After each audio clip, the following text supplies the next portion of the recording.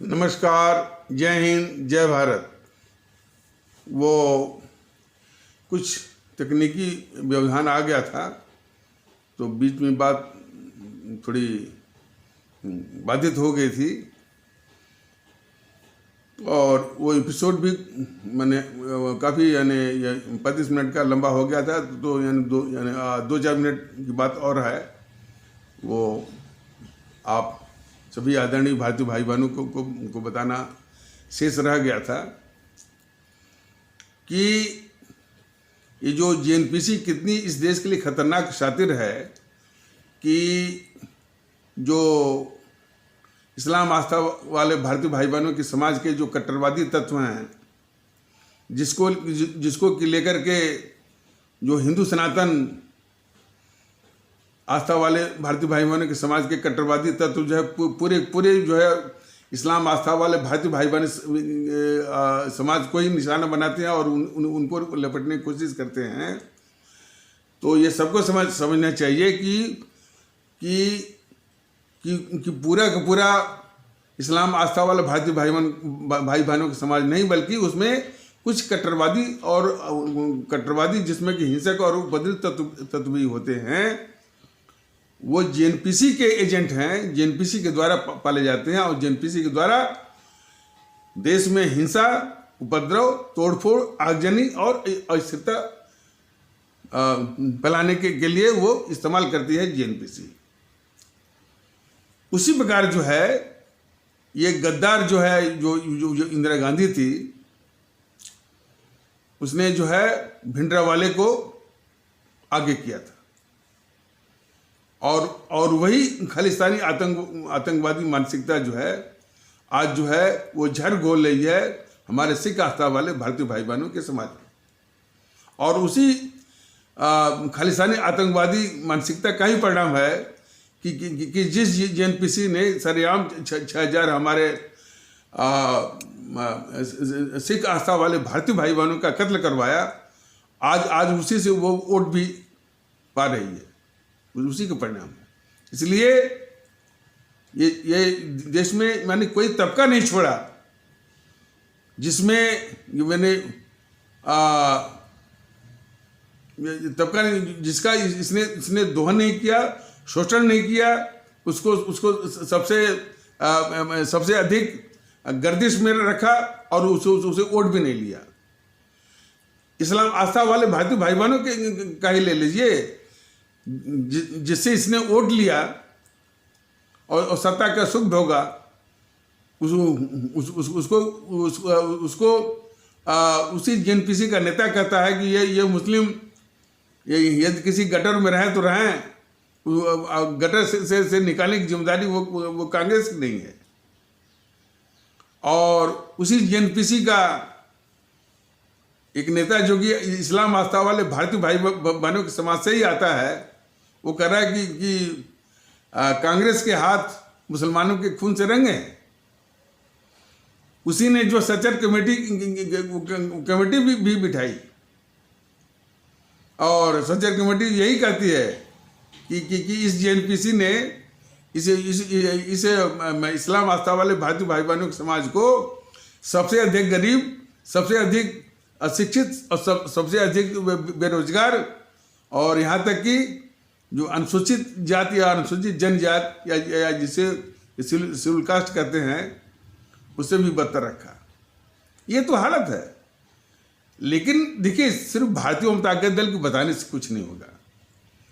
ये भारतीयता की बात सभी को समझनी पड़ेगी और सभी को समझानी पड़ेगी। ये अकेले की बात नहीं है। जो ये संदेश दे रहा है भारतीय जनता दल यूट्यूब के माध्यम से, ये जन जन तक पहुंचाइए और भारतीयता की बात को जगाइए, भारतीयता के अलग को जगाइए।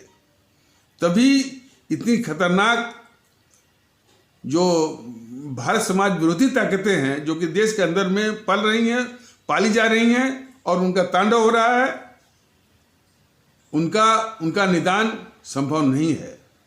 और तब जबकि एक निकम्मा किस्म का और निकम्मा और कायर किस्म का और एक अराजक और एनार्किक और कैटिक प्रधानमंत्री जो है वो शासन में बैठा हो, तब तो ये समस्या और जो है वो विकट और उलझी हुई और कॉम्प्लिकेटेड बन जाती है। तो ऐसे बीजेपी और ऐसे प्रधानमंत्री मोदी का भी जाना इस देश के लिए बहुत जरूरी है। तभी जाकर के ये देश विरोधी ताकतें जो हैं, जीएनपीसी, वाम दल और खालिस्तानी आतंकवादी मानसिकता वाले, उसे हमदर्दी रखने वाले वो अकाली दल, और समस्या यही नहीं है, दक्षिण के राज्यों में तमिलनाडु है, ये है, उसमें हमेशा बस यही सिखाया जाता है तमिल भाषा। अब वहाँ भी भारतीयता की बात को फैलाना जो है वो कितना मुश्किल है, लेकिन जरूरी है।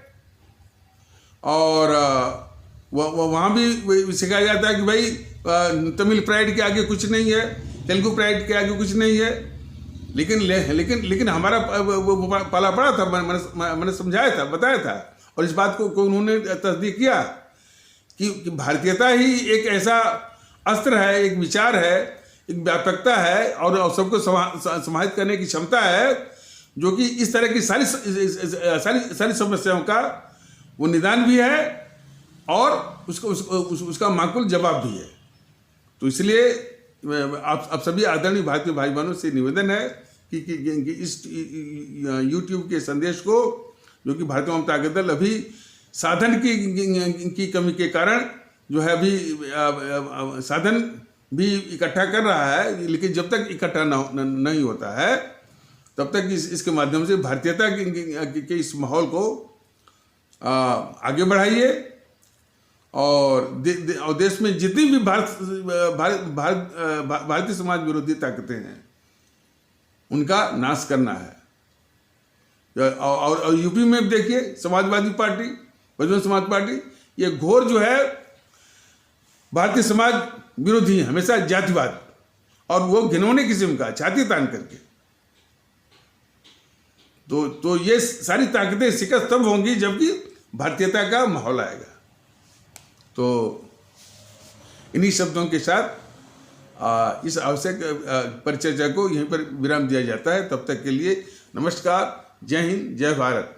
एक बात बताना आवश्यक है कि इसके पहले जो एपिसोड है जो कि यानी व्यवधान के कारण बीच में ही रुक गया था, तो उसका नंबर रहेगा 469A1 और ये रहेगा 469A2, माने A1 A2 मिलाकर ए ही रहेगा, दोनों मिलाकर के ये 469A रहेगा, A1 A2 मिलाकर ए रहेगा।